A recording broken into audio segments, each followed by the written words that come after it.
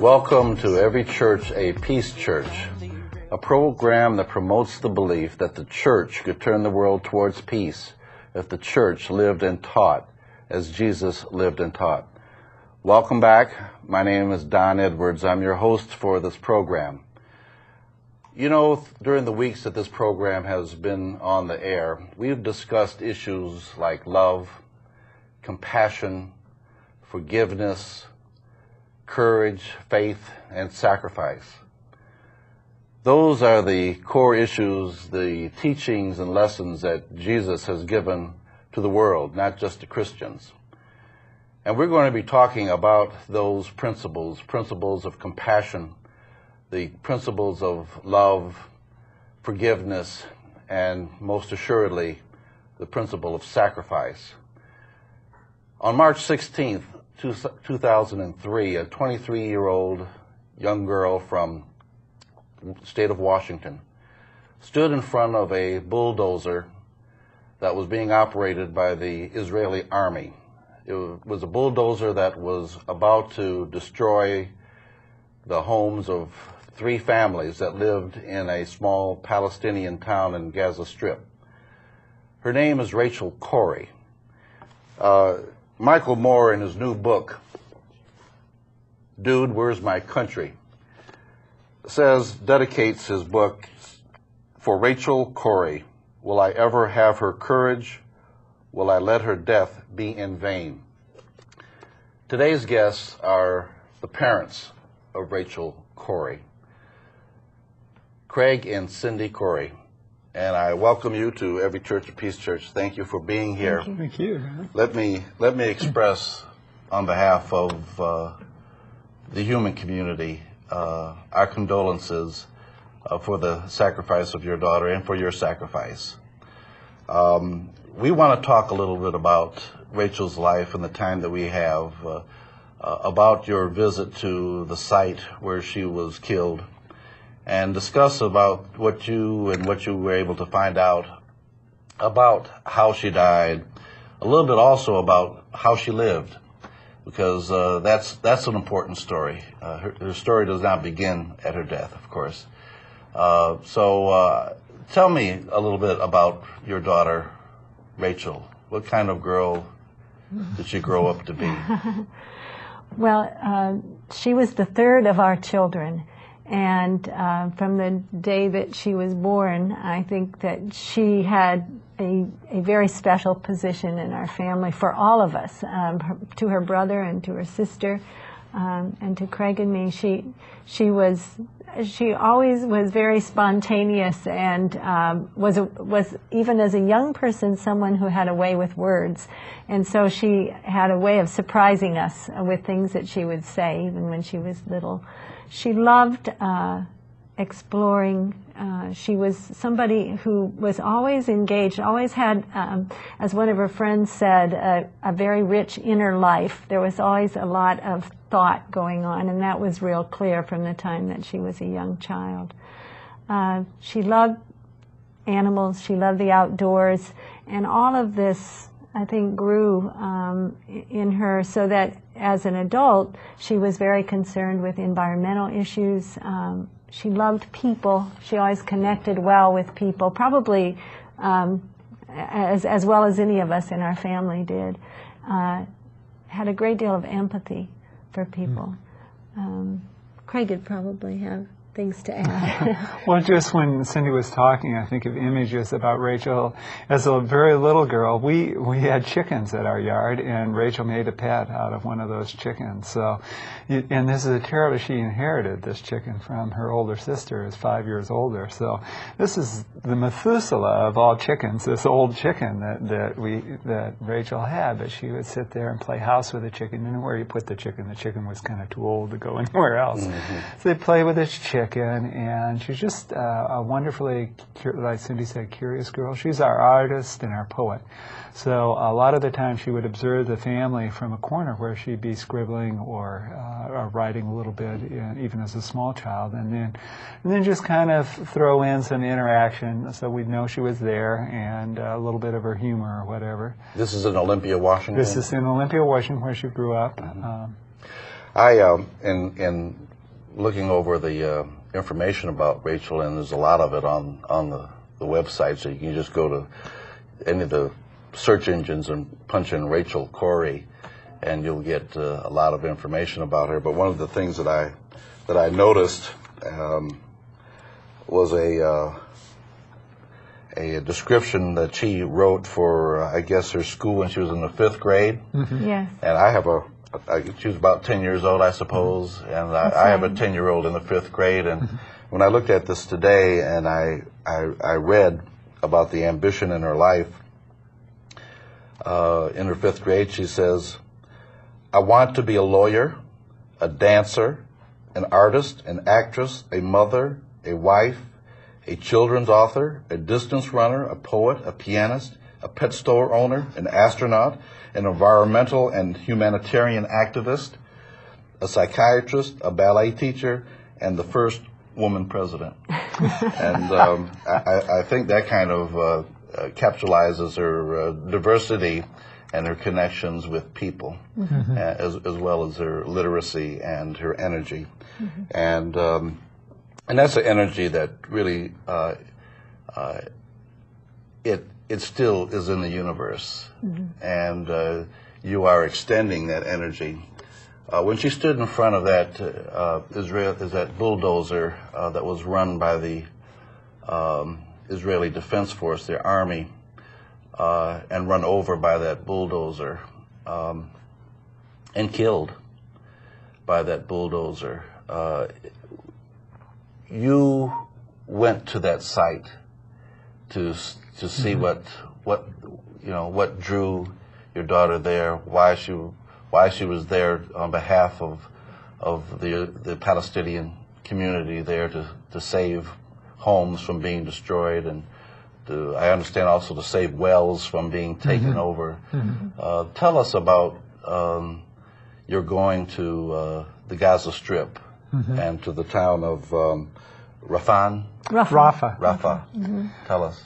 Rafah is at the very southern tip of the Gaza Strip, and the Gaza Strip, for those of you that don't know, is kind of in the southwest corner of Israel. So Rafah now abuts the Egyptian border where the Sinai Desert starts. In fact, it goes over that border. So when Egypt controlled the Gaza Strip, Rafah was one big town. Now it's divided right down the middle and with the border. So Dr. Samir's house, I'm told that when he bought it, it was just a home in the middle of a neighborhood, houses. This is the home that this she is was the home standing she was in front of protecting. Yeah, is Dr. Samir. He's actually a pharmacist, and his wife has 3 small children, and then I believe his parents also live in that building, and his brother lives upstairs. They all live in this concrete building. With has a garden out, garden walls and stuff, garden around it.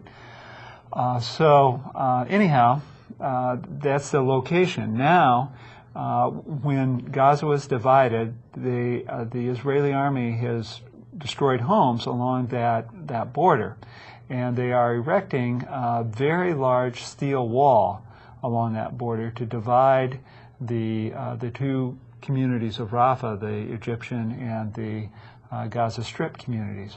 And that wall isn't quite out yet to Dr. Smear's house, but there is wire and stuff out there. So as apparently part of that, and I really can't say why they're destroying homes, but they have cleared it so it's just sand, like you see the beach here, which you think of the desert, back several hundred yards from the area where they're actually looks like they're going to construct that wall, and there's just blocks of homes that have been destroyed, and so that's what they were apparently continuing to do on that Sunday when Rachel was killed. I understand that when the bulldozers entered into the area, that Rachel heard about that and ran to the scene of Dr. Samir's house, and stood in front of the bulldozer. It was about 30 yards away, and just stood in between the bulldozer and the house, and that the bulldozer continued to come and just basically ran over her and then moved back, ran over her again. It was a daytime, and they were doing this in order to just clear the area of all houses, including this house of this doctor. Right. Rachel actually that day had been at another site in the morning, at a well, at one of the wells where the activists would also sleep sometimes, or in the daytime if municipal water workers were trying to repair the wells, the activist would come to provide some protection to these workers because they're being fired upon from the towers, the Israeli military towers that are beyond where the wells are. Why would they do that? It's very hard to understand that because these wells have been destroyed. I think at one point I read Israelis had said that somebody had fired at their towers or at a settlement from where the wells were, but these wells provide the water for what is really a very large population of people in Rafah. It's a very densely populated area. So it's, from our way of thinking, it's impossible to understand why you would fire on wells and try to destroy wells. But anyway, Rachel had been with other activists at one of the wells and then had been called to the site to where Dr. Samir's house is by other activists who were that day over there and said that there were bulldozers that had entered the area and that they were threatening structures and threatening homes there. And they were actually working there for several hours, 2 or 3 hours, and felt like they had been successful.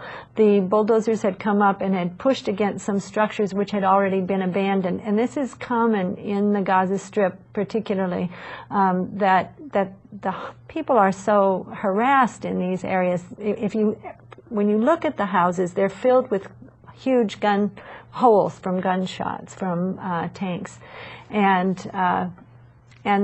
the bulldozers and the APCs will come in. They'll be there in the day, but they'll also come at night. And when we were sleeping in Rafah, we could hear the shooting going through the night. And we were in the center of Rafah, not out on the border strip. Who's doing the shooting? I think primarily you can hear the machine gun fire, and that's the Israeli tanks. And towards morning, you could hear the explosions, and that's where they're blowing up homes that they've isolated. Do they compensate these people for their homes? No. Or they provide alternative housing? No. No. The Israeli, they just come in there, knock down houses, and it's up to the residents to find their own way. The children, Yes. the wives, the mothers. The United Nations has an agency in the Gaza Strip, UNRWA, the United Nations Works Relief Agency,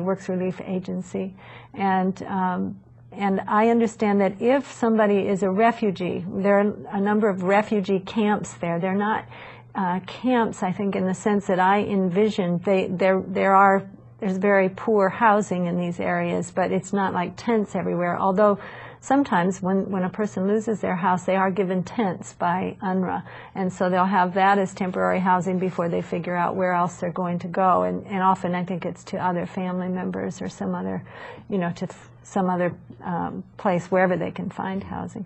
But they are not, UNRWA will, as I understand it, provide a small amount of money sometimes to families, but so many houses have been destroyed and so many people have been made homeless that it's a huge problem. The Palestinian Authority, I think, also occasionally provides a small amount of funding, but it's not enough to compensate people, not enough for them to rebuild homes, for example. I think we're talking a few $100s, so it's maybe get you through part of the first month. But they're just really left, like you would be in the United States in a sense, that all you've got left of your home is the mortgage, to be blunt about it. So your daughter basically used her body as a shield to prevent the destruction of homes and the destruction of sources of water for the Palestinian people. Has there been an investigation as to why the Israeli army ran over your daughter with a bulldozer? We immediately asked, and Rachel's congressman, Brian Baird, immediately asked for an independent U.S. investigation.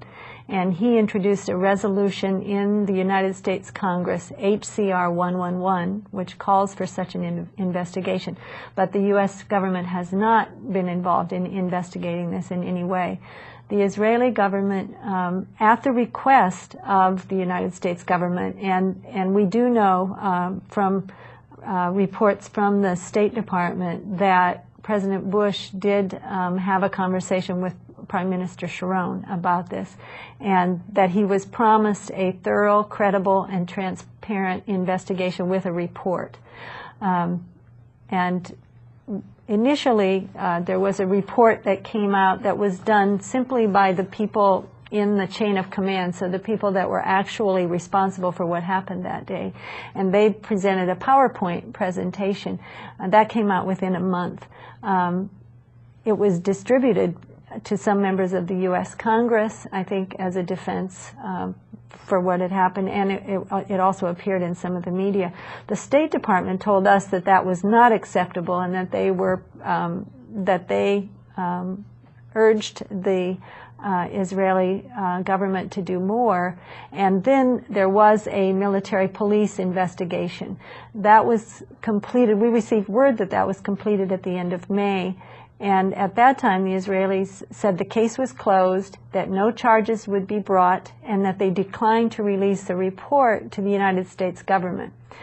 The State Department informed us of that, but told us that their work was then beginning, and that they were going to urge the Israeli government to revisit their decision not to release a report to the U.S. government. And then in June, that became public. The report became, or the report did not become public, but the conclusions became public. The Israelis announced that in their media. They did permit 2 people from the American Embassy to read the report. They have since allowed Craig and me to read the report. Rachel's congressman has read it. But, and finally, they have released the conclusions of the report, but that becomes a very, very small piece of the information that they have. And we're still calling for release of the entire report, as well as the evidence that supports it, because when you read this report, it's written by one individual. You don't get to see any of the direct evidence. You're seeing paraphrases of it. Well, it's difficult, I know, for you to not only experience the loss of your child, but then to be confronted with this, not only how she died. I mean, she was there in nonviolent protest of a very horrific and immoral policy.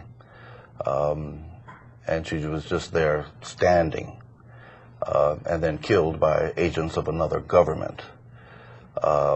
In pursuit of that policy, and then to be confronted with this wall of secrecy and we're not going to release the information, or our government not wanting to pursue how our citizen, so many people die in this conflict, and so many people understand, well, what causes people to do this suicide bombing, and why is there so much desperation? And in this instance, we have what has traditionally been in the United States a way to confront the evils of a policy through a nonviolent presence. And she took that path. And we don't have our government trying to encourage the release of information on how she died in pursuit of that path. That's a very difficult part of her passing. What are you asking at this point for people, your fellow Americans and others in the world community to do? What do you see as how can I or anyone else, the viewers of this program, help in terms of understanding what's going on in this conflict, and how can we encourage the type of humanitarian presence that was shown by the courage of your daughter? I was just going to respond a little bit to what you said at first, because Rachel, of course, was in Rafah because of the International Solidarity Movement, and that movement was formed by a Palestinian, an Israeli, and then a Palestinian American and a Jewish American. So those four people formed it to provide a nonviolent means of resisting the occupation of the Palestinian land. So one of the things that they did is try to get the word out to people to witness what happens, and then get the word back to the rest of the world. So what we're doing right now, our talking right now, is part of what Rachel wanted to have happen, part of her reason for being in Rafah. And I think it's really important to have people know that that she and a lot of other people, and it's very much a Palestinian group, were working to find a nonviolent way of opposing that occupation. So that's part of what people can do, I think, is to try and find out and investigate what they can about what's going on in the Middle East. And unfortunately, that means digging deeper than what you see in the headlines of the normal media, or what you see on TV. It probably means listening to shows like yours, watching shows like yours, getting out on the internet and reviewing things and trying to figure out what makes sense to you and understand some of these things, because the word doesn't get out. No, and we are connected. Not only, I mean, so much of the destiny of this country is tied up into this Middle East conflict, and what goes on there has its consequences here. I mean, September 11th is a consequence of the tension posed by this Israeli-Palestinian conflict. The injustice that's going on against the Palestinian people generates an energy. Sometimes this energy it generates a violent energy and generates a nonviolent energy. And of course, September 11th was a consequence of the violence. What we and what you and what Rachel would like is an energy that is generated through the nonviolent, radical love that your daughter showed, so that when we are confronted, in her sense, by this bulldozer, but we all get confronted with evil, and she stood up to that evil in a very sacrificial way, but many of us can also stand up to that evil just by calling our congressperson, or talking to our neighbor, or writing letters, or just speaking out, saying, I don't like this injustice, I want to do something about it.